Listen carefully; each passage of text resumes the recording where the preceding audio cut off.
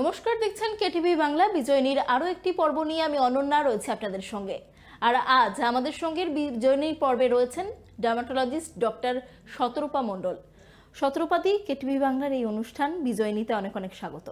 নমস্কার, আমি খুবই খুশি হয়েছি এখানে আসতে পেরে এবং আমন্ত্রণের জন্য ধন্যবাদ। শতরূপাদি, আপনি পুরুলিয়ার একটি বাংলা মাধ্যমের স্কুলে পড়াশোনা করেছেন এবং একদম মধ্যবিত্ত একটি পরিবার থেকে উঠে এসে আজ কলকাতার বুকে আপনার নিজের ক্লিনিক। এই জার্নিটা কতটা ডিফিকাল্ট ছিল? হ্যাঁ, সত্যি ভাবতে খুব ভালো লাগে, যেভাবে ছোট থেকে বড় হয়েছি সেখানে এই জায়গায় আসতে পেরে সত্যি খুবই আনন্দ হয় যে ভগবানের অশেষ কৃপা না থাকলে এটা সম্ভব নয়। তো প্রথমেই তো ভাবিনি যে আমি এটা করবো, কারণ ছোটতে জন্মেই তো ভাবা সম্ভব নয়। এবং আজকেও যে জায়গায় দাঁড়িয়ে আছি সেখান থেকে হয়তো এটাই হয়তো পথ চলা শুরু, এখনো অনেক কিছু বাকি আছে, সেটা আস্তে আস্তেই সেটা হবে। তো যদি মনে ইচ্ছে থাকে এবং অদম্য প্রচেষ্টা থাকে তাহলে তো সম্ভব অবশ্যই। আপনি বলছিলেন যে আপনার বাবাও ডক্টর ছিলেন, সেখান থেকেই কি ডক্টর হওয়ার ইচ্ছে? হ্যাঁ, ছোট থেকেই তো দেখছি বাবা ডক্টর, তো সেই জন্য সেই পরিবেশটা ছিল ডাক্তারের পরিবেশ। যদিও মধ্যবিত্ত পরিবার ছিল সব সময়, বাবা সরকারি হসপিটালের ডক্টর ছিলেন, তো সেই জন্য তার পোস্টিং এর সুবাদেই আমার পুরুলিয়াতে থাকা। পুরুলিয়ার গভর্নমেন্ট গার্লস হাই স্কুলে আমি পড়েছি, বাংলা মিডিয়ামে পড়েছি এবং 11-12 আমি বিষ্ণুপুর হাই স্কুলে পড়েছি বাঁকুড়ার। তো পড়াশোনার ক্ষেত্রেও কোনো ইংলিশ মিডিয়াম বা খুব চাকচিক্য সেই ব্যাপারটা ছিল না একদমই, কোনো কোচিংও আমি নিইনি। কিন্তু প্রথমবারই আমি ডাক্তারিতে চান্স পেয়ে থাকি জেনারেলে। তো সেক্ষেত্রে সবসময় ছোট থেকেই একটা নিজের কিছু করার এগুলো ইচ্ছা ছিল এবং নিজের পায়ে দাঁড়াতে হবে, সেই শিক্ষাটা আমি সবসময় ঘর থেকেই পেয়েছি, আমার মায়ের থেকে বাবার থেকে সেই শিক্ষাটা পেয়েছি। তো তারপরে আস্তে আস্তে যে জিনিসটাই করেছি সেটা প্রচণ্ড মনোযোগ দিয়ে এবং আনন্দের সাথে করেছি সেটা, এবং ডাক্তারিটা আনন্দের সাথে করেছি বলেই হয়তো আজকে এই জায়গায় পৌঁছতে পেরেছি। এবং ইচ্ছাটাও ছিল ডাক্তারি করতে করতে যে হ্যাঁ নিজের কিছু করব, কারণ দেখুন একটা জায়গা থেকে আরেকটা জায়গায় পৌঁছাতে গেলে অবশ্যই অনেক বাধা আসে, সেগুলো বাধাগুলোর সম্মুখীন হতে হতে সে কিন্তু আরো শক্ত হয়ে দাঁড়ায়। তাই কখনোই সেগুলো নেগেটিভলি দেখা উচিত নয়, সবসময় পজিটিভলি সামনের দিকে এগিয়ে যাওয়া উচিত। তো সবার ক্ষেত্রেই সেটা প্রযোজ্য, আই থিঙ্ক। এখন যে আপনার ক্লিনিক, সেই ক্লিনিকে তো যে সমস্ত কর্মীরা রয়েছেন তারা সকলেই মেয়ে। তো এই মেয়েদের এমপ্লয়মেন্ট দেয়া, এই বিষয়টা ঠিক কোন ভাবনা থেকে? এই ভাবনাটা আমি তো যেহেতু বাংলা মিডিয়ামে পড়েছি এবং নর্মাল স্কুলে, সেখানে সব রকমের স্টুডেন্টরা ছিলেন এবং সব ছোট থেকেই দেখে এসেছি মেয়েদের যে স্ট্রাগল এবং মেয়েদের নিজের পায়ে দাঁড়ানোটা কতটা দরকার, সেটা ফ্যামিলি থেকে হোক বা চারপাশ থেকে হোক, সেই জিনিসটা আমি প্রচণ্ড বেশিভাবে উপলব্ধি করেছি। আজকের দিনে দাঁড়িয়ে প্রত্যেকটা মেয়ের উচিত নিজের পায়ে দাঁড়ানো, এবং সেক্ষেত্রে আমি যখন আরও কয়েকজনকে সেই দিতে পারছি সেই জায়গাটা, তাদেরকে আমি নিজের পায়ে দাঁড়ানোর সেই সুযোগটা করে দিতে পেরে আমার খুবই আনন্দ লাগে আর কি। এবং আমি সেটা স্পেসিফিক্যালি আমার ক্লিনিকে সবাইকে আমি মেয়েই রেখেছি, মানে female empowerment is very important for me. হ্যাঁ, কেন এই ফিমেল এম্পাওয়ারমেন্ট ভেরি ইম্পর্টেন্ট, এই বিষয়টা কেন, এই উপলব্ধিটা?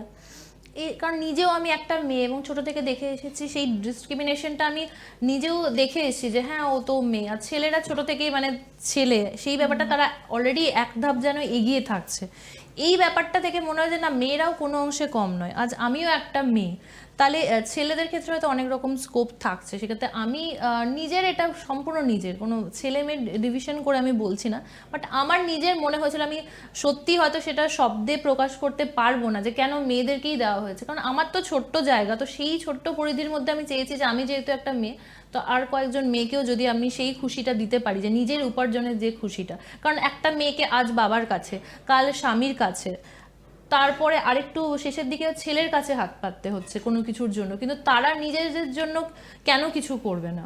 আজকের যুগে দাঁড়িয়ে তাদের যদি সেই কারোর জন্য মানে কারোর কাছে নির্ভর হওয়ার যাতে দরকার না পড়ে, তো সেই জায়গা থেকে আমার মনে হয়েছে যে নয়। কারণ যে কোনো ডোমেস্টিক ভায়োলেন্স বলুন বা যে কোনো কিছু হলো, মেয়েরা যত নিজের পায়ে দাঁড়াবে কিন্তু তত কিন্তু সেগুলো কম হবে, মানে এটা আমার নিজের ধারণা। শতরূপাদি, আপনি বলছিলেন যে এই যে ক্লিনিক খোলা, নিজের ক্লিনিক কলকাতার বুকে, সেটা করতে গিয়েও আপনাকে অনেক বাধা বিপত্তি ফেস করতে হয়েছে। সেটা কাটিয়ে যে নিজের ক্লিনিক করতে পেরেছেন, তার জন্য কি মন্ত্র ছিল আপনার? মান্ত্রা ছিল যে এগিয়ে যেতে হবে, যে কোনো যাই কিছু হোক পিছিয়ে পড়বো না, অন্তত মানে ভগবানের উপর ভরসা রেখেছি, সেটা হচ্ছে সবচেয়ে বড় কথা। আর কলকাতায় তো কিছুই ছিল না, যে কলকাতায় আগে থেকে কোনো জায়গা জমি যেখান থেকে আমি করতে পারবো বা কিছু নয়, এখনো যেটা আছে সেটা রেন্টেই আছে। তো সেক্ষেত্রে মনে হচ্ছিল যে না, আমি কারোর উপর নির্ভর করবো না, নিজের মতো করে আমি সেই জিনিসটা যাতে চালাতে পারি, মানে মানুষের পরিষেবাটা আমি নিজের হাতে রাখতে চেয়েছি, নয় কি অন্য কারোর আন্ডারে। আমি যখন আমি এতদূর আসতে পেরেছি, ডক্টর হতে পেরেছি, ডার্মাটোলজিস্ট হতে পেরেছি, আমার হাতে সেই সুযোগটা আছে যে আমি মানুষের সেই পরিষেবা দিতে পারবো, তখন বাকি জিনিসটাও আমি আমার আওতায় রাখতে চেয়েছি এবং সেইভাবে এগিয়ে যেতে চেয়েছি। শত্রুপাতি, আজ আমরা দেখি যে আজকের দিনে দাঁড়িয়ে কোনো মেয়ে যে কোনো প্রফেশনেই থাকুক না কেন, তাকে সংসার আর তার সাথে সাথে তার প্রফেশন দুটোকে সমানভাবে ব্যালেন্স করতে হয়। সেটা তো আপনার ক্ষেত্রেও সত্যি, এবং আপনার একটি ছেলেও রয়েছে। এই সবটা কি করে ম্যানেজ করছেন? ক্লিনিকটা আমার তো বেবি হওয়ার পরেই আমি এটা করেছি, ভাবনাটা আমার আগের থেকেই ছিল। সেক্ষেত্রে বলবো যে বাবা মার অনেকটাই সাহায্য আমি পেয়েছি, কারণ বাচ্চার দিক থেকে দেখার দায়িত্বটা পুরোটাই বাবা মারা দেখে। কিন্তু হয় না, একটা মা হলে যে একটা আলাদা শক্তি হয়, সেটা মানে একটা জ্বলন্ত উদাহরণ আমি বলতে পারি নিজে। মানে মা হওয়ার পরে আমার তখনও অনেক কিছু চ্যালেঞ্জেস ফেস করতে হচ্ছে, নট মেডিকেল লাইনে বাট ডিফারেন্ট। তো সেগুলো যখন বাধা পেরিয়ে যখন আমি সফলভাবে সেটা করতে পেরেছি, এগিয়ে আসতে পেরেছি, তখনও আমার আলাদা চ্যালেঞ্জেস ছিল, তখন আমি ডক্টর ছিলাম। এবং সেখানে যখন যে একটা মা হওয়ার সময় যে একটা ব্যবধান হয়ে যায়, গ্যাপ হয়ে যায় মানুষের স্বাভাবিক নিয়মে, সেটাও আমি খুবই মিনিমাম রেখেছিলাম। কিন্তু কারণ প্রেগনেন্সিটা আমি নর্মালভাবে রাখতে চেয়েছি, কিন্তু যে শক্তিটা মানুষ অর্জন করে মা হওয়ার পর, সেই শক্তিটাকে কাজে লাগিয়ে যদি পজিটিভলি সেটা এগিয়ে যায়, তাহলে কিন্তু সে যে কোনো কিছু যদি সে মনের থেকে চায় যে না এটা করতে হবে, তাহলে অবশ্যই করতে পারবে। আর আমার ক্ষেত্রে সুবিধা যেটা, আমি যেখানে থাকি, আমি নিউ টাউনেই থাকি এবং আমার ক্লিনিকও নিউ টাউনে, তো সেই দিক থেকে আমি দুটো ব্যালেন্স করা আমার পক্ষে অনেকটা সুবিধা হয়, যে আমি সেই ভাবনা চিন্তা থেকেও আমি ক্লিনিকটা করেছি। কারণ আমাকে যদি দূরে যেতে হয়, দূরে ক্লিনিকে অ্যাটাচ থাকতে হয় বা দূরে হসপিটালে যেতে হয়, এবং আমাকে যেতেও হয়েছিল, তো তখন আমি যখন দূরের হসপিটালে, জেলা হসপিটালে গিয়ে আমি সার্ভিস দিতে পেরেছি তখন, তাহলে এখন তো আমি এটাও করে নিতে পারবো সেই জন্য। আচ্ছা, আপনি তো অনেকদিন হলো প্র্যাকটিস করছেন, মানে 7-8 বছর হয়ে গেছে প্রায় এই প্রফেশনে।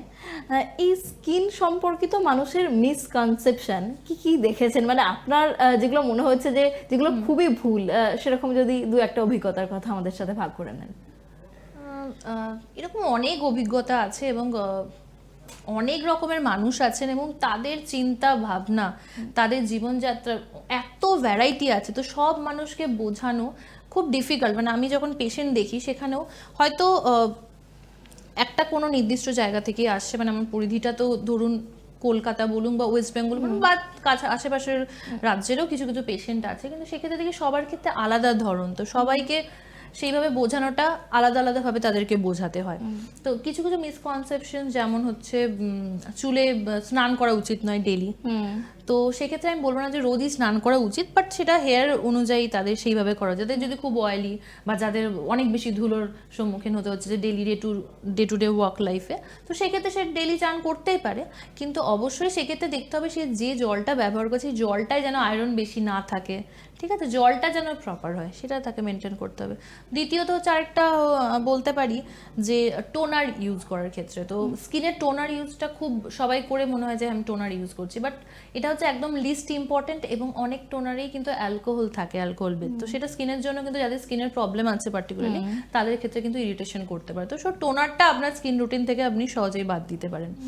আরেকটা 3 নম্বর হচ্ছে সানস্ক্রিন হচ্ছে গিয়ে মানুষ বলে যে আমি তো বাইরে বেরোচ্ছি না, তাহলে আমি কেন সানস্ক্রিন লাগাবো, বাট সেটা কিন্তু একদমই মিসকনসেপশন। তো সানস্ক্রিন কিন্তু ঘরে থাকাকালীনও কিন্তু আপনাদের লাগাতে হবে, কিছুই না, স্নান করার পরে আপনি যা কিছু তো একটা আপনি লাগাচ্ছেন ক্রিম, তার বদলে প্রপার যদি আপনি সানস্ক্রিন চুজ করেন, সেটা ডার্মাটোলজিস্টকে দেখিয়ে হোক বা আপনি যেভাবেই আর কি, যদি আপনার শুট অলরেডি করছে, কোনো স্কিনের প্রবলেম না থাকে, তাহলে সানস্ক্রিনটা অন্তত ইউজ করুন। এই মিসকনসেপশনগুলো মানুষের মধ্যে থাকে, এবং যেগুলো বললেন আপনি, তার সাথে সাথে আমি একটু যে আরও যে সমস্ত চিন্তাভাবনা মানুষের মধ্যে রয়েছে সেগুলো নিয়ে একটুখানি কথা বলবো। কারণ এই যে স্কিন এবং হেয়ারের যে সমস্ত ট্রিটমেন্ট, সেগুলো নিয়ে মানুষের অনেক রকম ধারণা রয়েছে, এবং এমন অনেক জায়গা রয়েছে যেখানে এগুলো নিয়ে রীতিমতো ব্যবসা হচ্ছে, এবং সেখানে কখনোই সঠিক সলিউশন হয়তো মানুষ পাচ্ছেন না। তার মধ্যে একটা হচ্ছে যে মানুষের চুল উঠে যাওয়ার যে বিষয়টা, অনেকের হয় যে চুল উঠে টাক পড়ে যাচ্ছে, সেখানে অনেক জায়গাতেই প্রতিশ্রুতি দেওয়া হয় যে হেয়ার ইমপ্ল্যান্ট, বা কোথাও এরকম প্রতিশ্রুতি দেওয়া হয় এই তেল লাগান আপনার চুল ঠিক হয়ে যাবে, কিন্তু সেটা কি ঠিক? কোনো তেল বা শ্যাম্পু লাগিয়ে কি চুল ওঠা সম্ভব? একদমই না, এগুলো প্রচন্ড মিসকনসেপশন। আপনি যেটা বললেন আমি আপনার সাথে একদমই সহমত, এবং অ্যাজ এ ডার্মাটোলজিস্ট আমাকে এগুলো অনেকটাই ফেস করতে হয়, মানে রীতিমতো ইচ অ্যান্ড এভরিডে আমাকে ফেস করতে হয়। এবং দেখি মানুষ কতটা মানে হয় না, মানুষের স্ট্রেস ফ্যাক্টর খুব বেড়ে যায়। চুল হচ্ছে নারীর একটা মানে অনন্য একজন কি বলবো, তো চুল হচ্ছে মানুষের নারী সৌন্দর্যের মধ্যে পড়ে। তো সেক্ষেত্রে চুলের জন্য মানুষ কি কি না করে ফেলছে, পুরো সব সব টাকা পয়সা শেষ করে আলটিমেটলি কিন্তু একটা জিনিস সে করছে না, সে প্রপার ডার্মাটোলজিস্টের কাছে যাচ্ছে না, তাই না? তো সেই জন্য আপনার ডার্মাটোলজিস্টের কাছে আপনি দেখান, কারণ চুলের অনেক কারণে চুলের পড়তে পারে। তো সেই জন্য আপনারা একদম টেনশন করবেন না, টেনশন করার কিছু নেই। এবং চুলের জন্য অনেক রকম রোগও থাকে, শুধু চুল ওঠা না, চুলের অনেক রকম ডিজিজ হতে পারে। সেগুলোর জন্য অবশ্যই ডার্মাটোলজিস্টকে দেখান, তাহলে নিশ্চয়ই নিরাময় সম্ভব। এবং স্ট্রেস যদি আপনি করেন, বেশি চিন্তা করেন, তাহলে কিন্তু একটা ভিসিয়াস সাইকেল হয়ে যাচ্ছে, সেক্ষেত্রে চুল আরও পড়ছে। কারণ স্ট্রেস ফ্যাক্টর কিন্তু চুল পড়ার জন্য একটা কারণ, সেটা ফিজিক্যাল স্ট্রেসই হোক বা মেন্টাল স্ট্রেস হোক, বা যদি কোনো আপনার কোনো বড় রোগ হয়ে থাকে, ধরুন কারো কোনো অপারেশন হলো বা কোনো টাইফয়েড হলো, ডেঙ্গু হলো, তারপরে কিন্তু 3 থেকে 4 মাস পরে কি 6 মাস পরে কিন্তু চুল পড়াটা শুরু হয়। সেটা হচ্ছে যেহেতু চুলের ডিফারেন্ট সাইকেল থাকে আর কি, তো সেই জন্য ইমিডিয়েটলি হয়তো চুল পড়াটা বোঝা যাচ্ছে না, কিছুদিন পর থেকে সেটা বোঝা যায়। তো অনেক কারণ আছে, তো সেগুলো চুল কখনোই তেল দিয়ে আর শ্যাম্পু দিয়ে চুল পড়া আটকানো একদমই সম্ভব নয়। আর একটা জিনিস আমি একটু জানতে চাইবো, যে আমরা কথা বলছিলাম যে এই স্কিন বা হেয়ারের যে সমস্ত সমস্যাগুলো রয়েছে সেটা নিয়ে, আপনি যে একজন মেয়ে হিসাবে এই ডার্মাটোলজিস্ট এখন হয়েছেন, তো সেক্ষেত্রে পেশেন্টদের সাথে ডিল করতে গিয়ে কি কখনো কোনো সমস্যায় পড়তে হয়েছে? মানে আপনি মেয়ে বলেই। না, আমার মনে হয় ডক্টররা হয়তো অনেকটা সেই দিক থেকে অনেকটা সুবিধা পেয়ে থাকেন, যে ডক্টরদের নর্মালি সবাই খুব শ্রদ্ধা করেন, সবাই সম্মান করেন। বাট আজকালকার দিনে অনেক ক্ষেত্রেই দেখা যায় যে, সেটা শুধু মেয়ে বলে বলবো না, ডক্টরদের ক্ষেত্রে এখন একটা বিশ্বাসটা অনেক ক্ষেত্রে কমেছে, কারণ এত ফেক জিনিস হয়ে গেছে, মানুষ না ডিফারেন্সিয়েট করতে পারে না। তো এখন সবাই চুল আর হেয়ারের ক্ষেত্রে বা স্কিনের ক্ষেত্রে বিশেষ করে এই জায়গাটা খুবই খারাপ একটা জায়গায় চলে গেছে, যে মানুষ প্রপার গাইডেন্স পাচ্ছেন না একদমই। সেটা আমার খুব খারাপ লাগে। তাই মানুষের যে অবিশ্বাসটা আমি এসে দেখতে পাই কিছু কিছু মানুষের ক্ষেত্রে, তাই সেখানে এসেও সেভাবে হয়তো আছে, ইনিও হয়তো নিজের রেভিনিউয়ের জন্য বলছেন, নিজের ব্যবসার জন্য বলছেন, সেটা মেবি মনে হতে পারে, কারণ এত জায়গায় ঘুরে এসে কোনো, কারণ সব রোগের তো সমান চিকিৎসা নয়। তো এই ব্যাপারটা কিছুটা ফেস করি, বাট সেটা আমি যেটা বললাম 100 জনের মধ্যে একজন, কিন্তু বাকিরা সবাই কিন্তু প্রচণ্ডই শ্রদ্ধা করেন, এবং সবাই, এবং তারা যখন এসে বলে যে তারা ভালো আছেন, তো সেটা হচ্ছে সবচেয়ে বড় প্রাপ্তি আমার অ্যাজ এ ডক্টর। বেশ, আমরা আবারও আলোচনায় ফিরবো, কিন্তু তার আগে নিয়ে নিচ্ছে একটা ছোট্ট বিরতি। ফিরে আসছি বিরতির পর, সঙ্গে থাকুন।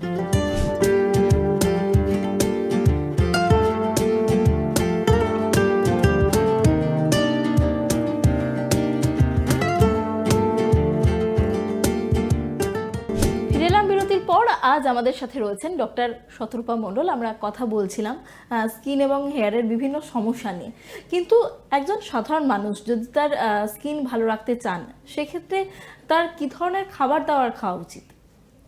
স্কিন ভালো রাখার ক্ষেত্রে অবশ্যই হেলদি খাবার খেতে হবে। শুধু স্কিন কেন, আমাদের বডি যে কোনো অর্গান ভালো রাখার জন্য কিন্তু আমাদের হেলদি খাবার দাবার খেতে হবে। আমাদের শাক সবজি, যে কোনো সিজনাল ফল, সেগুলো খেতে হবে। আজকালকার দিনে আমি দেখি যে কি সবজি খাও না, আলু, তো আলুটা তো কোনো সবজি নয় না, তো সেগুলো ফলমূল শাকসবজি, এবং জলটা খুব বেশি খেতে হবে, যেটা দেখি জলটা অনেক কম খাওয়া হয়ে যাচ্ছে।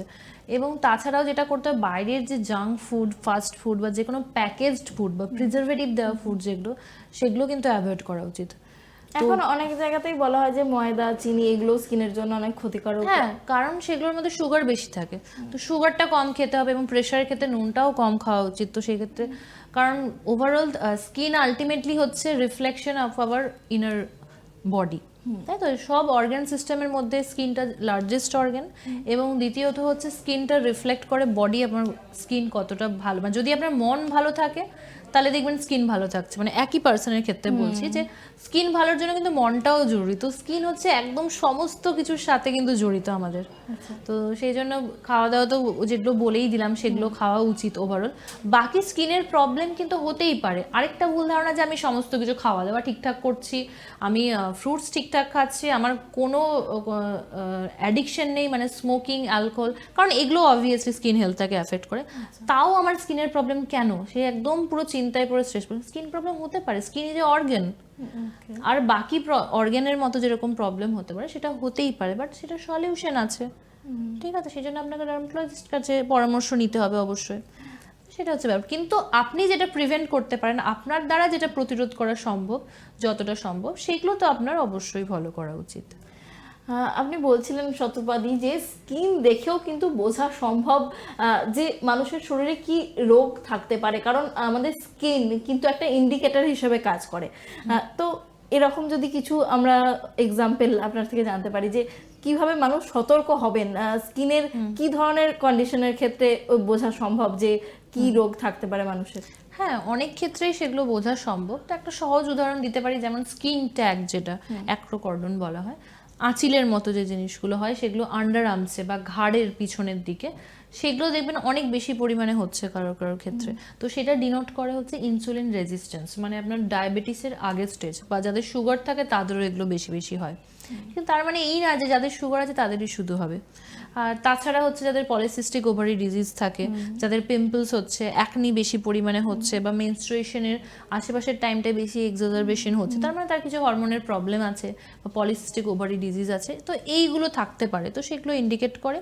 তো এগুলো হচ্ছে একটা সহজ উদাহরণ, বাকি তো হাজারও আছে যেগুলো ডার্মাটোলজিস্ট দেখেই ডায়াগনোসিস করতে পারবেন যে আচ্ছা এটার জন্য এটা রিফ্লেক্ট করছে আর কি, সেই ব্যাপারটা। তো কিছু সহজ উদাহরণ আমি তো আপনাকে বললাম।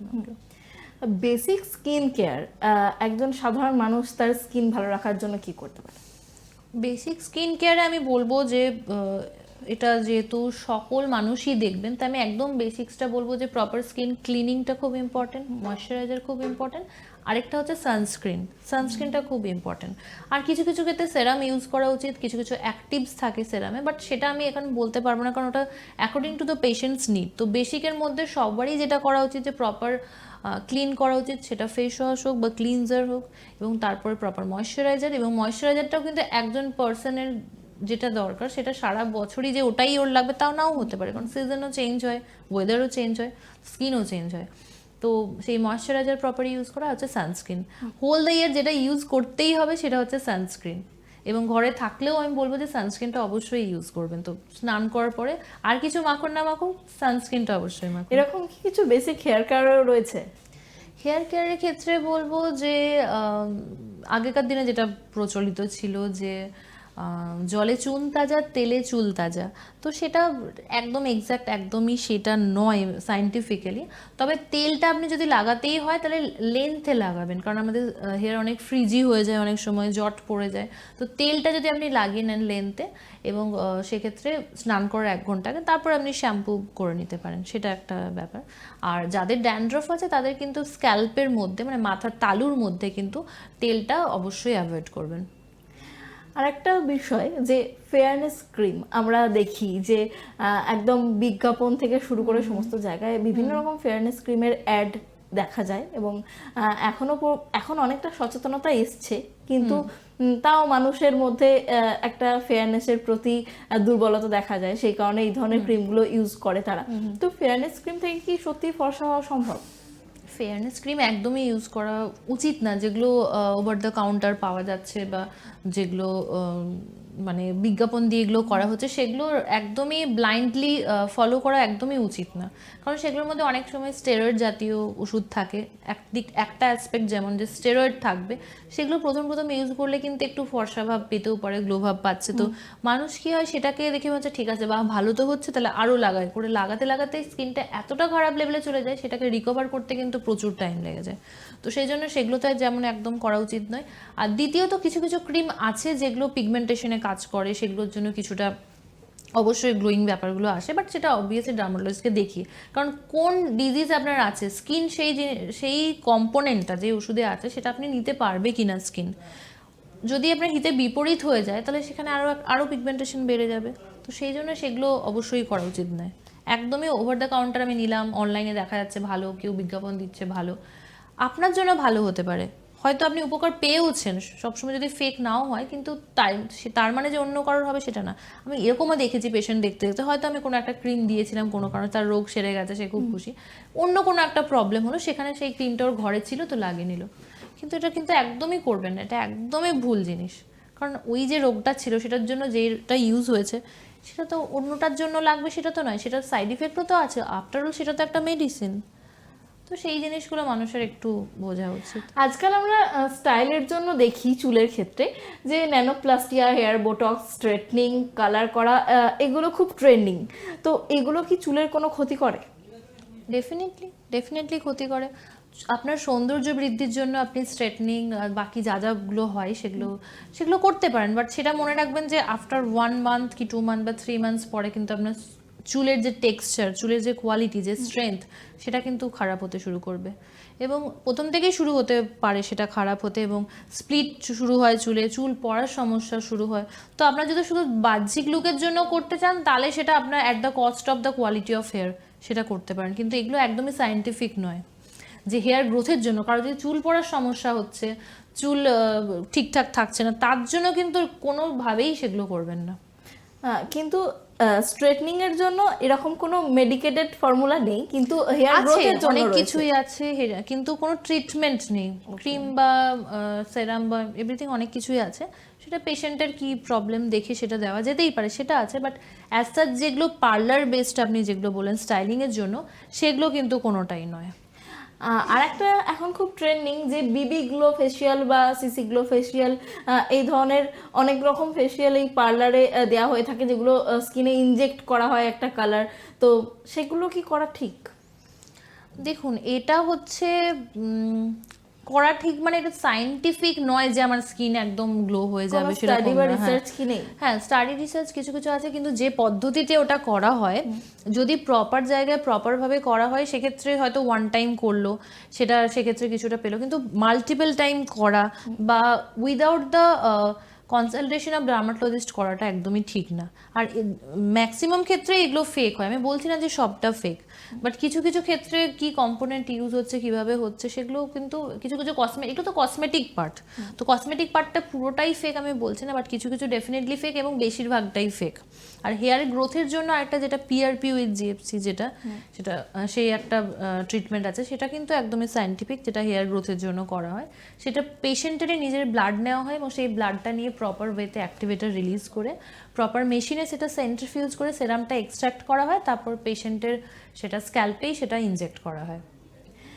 শত্রুপাদি, আপনার ক্লিনিকের জন্য আপনি একটি অ্যাপ চালু করছেন এবং সেই অ্যাপের মাধ্যমে ওয়ার্ল্ড ওয়াইড ডক্টররা তারা অনলাইন কনসালটেন্সি দিতে পারবেন, এবং এছাড়াও আরও অনেক পার্ট রয়েছে এই অ্যাপের। তো সেটা নিয়ে যদি একটু কিছু বলেন। হ্যাঁ, দেখুন, নিজের ক্লিনিক আমি আগের বছর থেকেই স্টার্ট করেছি, এবং সেটা করতে গিয়ে আমি দেখলাম যে কিছু কিছু প্রবলেম আসছে, বা সেগুলোকে ম্যানেজ করা একটা আলাদা একটা অ্যাসপেক্ট, ডক্টরি একটা আলাদা ব্যাপার, আমি পেশেন্ট দেখলাম, ট্রিটমেন্ট করে দিলাম, বাকি ক্লিনিকটা ম্যানেজ করে টোটালি একটা ডিফারেন্ট জব। তো সেক্ষেত্রে গিয়ে দেখলাম যে পেশেন্ট যে ম্যানেজমেন্টের ক্ষেত্রে আমার মতো আরও যারা ডক্টর আছেন, যাদের ক্লিনিক আছে বা ক্লিনিক নেই, তারাও ধরুন অনেক ডক্টর বিভিন্ন জায়গায় গিয়ে বিভিন্ন ক্লিনিকে বসে পেশেন্ট দেখেন, তো তাদের ক্ষেত্রেও সেই পেশেন্ট রেকর্ডস এবং তাদের ডিটেলসগুলো সব এক জায়গায় রাখা, এবং সে প্রপারলি আপনার প্রেসক্রিপশনের ক্ষেত্রেও ডিজিটাল প্রেসক্রিপশন বানানো, এই যে সুবিধাগুলো সেগুলো, এবং ফার্মাসি ম্যানেজমেন্ট, ফার্মাসির ক্ষেত্রে সেই ব্যাপারটার একটা অ্যাপ্লিকেশনের পার্ট। এবং দ্বিতীয়ত হচ্ছে অনলাইন কনসালটেশন, সেটা অনলাইনে কনসালটেশনের ক্ষেত্রে সেক্ষেত্রে পেশেন্টেরও অনেক সুবিধা হবে, কি তারা অনলাইন কনসালটেশন করতে পারবেন, যে ডক্টররা এই অ্যাপ্লিকেশনের সাথে যুক্ত থাকবেন। তৃতীয়ত যে পার্ট, সেটা হচ্ছে ডিজিটাল প্রেজেন্স। আজকালকার দিনে দাঁড়িয়ে এত ফেক হচ্ছে যে মানুষ বুঝতে পারছে না কার কাছে যাব, কে অথেন্টিক। তো সেক্ষেত্রে ডক্টর তো অ্যাভেলেবেল আছেন অনেকে, কিন্তু তাদের ডিজিটাল প্রেজেন্স কি সবার আছে, সেটা কিন্তু নেই। তো ডিজিটাল প্রেজেন্সটা খুব ইম্পর্টেন্ট, মানুষের একটা ওয়েবসাইট হওয়া এবং সেই প্রেজেন্স করে মানুষের কাছে অবধি পৌঁছানোটাও একটা খুব গুরুত্বপূর্ণ ব্যাপার। কারণ মানুষ যদি ডক্টরের কাছে যেতে পারে, তাহলে তো সেই আর অন্য ফেক ব্যাপারগুলো থাকছেই না। তো সেই জন্য সেই ব্যাপারগুলো, এই 3টে ব্যাপারটাকে ম্যানেজ করার জন্য এই অ্যাপ্লিকেশন। তো সেটা ক্রমশই আস্তে আস্তে সেটা আমি নিজের ক্লিনিকের নিজের অভিজ্ঞতা থেকে যেভাবে সেটা মডিফাই করা যায় সেটা এখন মডিফাই করা হচ্ছে। তো সেটা চালু হচ্ছে আস্তে আস্তে, এবং আমাদের ওয়েবসাইট থেকে তো অনলাইন কনসালটেশন এখন অলরেডি আমি করছি। যদি আমাদের যে সমস্ত দর্শকরা রয়েছেন তারা আপনার সঙ্গে যোগাযোগ করতে চান, আপনার কাছে কনসালটেন্সি নিতে চান, তারা কোথায় যোগাযোগ করবেন? আমি SRM Arnik skin and health care clinic new টাউনে রেগুলারলি ওখানে বসি। তো আমাদের ওয়েবসাইট থেকে srmornic.com থেকে বা আমার ওয়েবসাইট থেকে drshotrupa.com থেকে ওখান থেকে বুকিং নিতে পারেন, বা হচ্ছে ফোন নাম্বার আমি দিয়ে দেবো, ফোন নাম্বার থেকেও হচ্ছে কল করেও কিন্তু অ্যাপয়েন্টমেন্ট নিতে পারেন। আপনার ফোন নাম্বারটা যদি বলতেন। 8981447337। অনেক ধন্যবাদ শত্রুপাতি আমাদের এতটা সময় দেওয়ার জন্য। নমস্কার। আজকের মতো আমাদের বিজয়নীর অনুষ্ঠান এই পর্যন্তই। সঙ্গে থাকুন, দেখতে থাকুন KTV বাংলা। নমস্কার।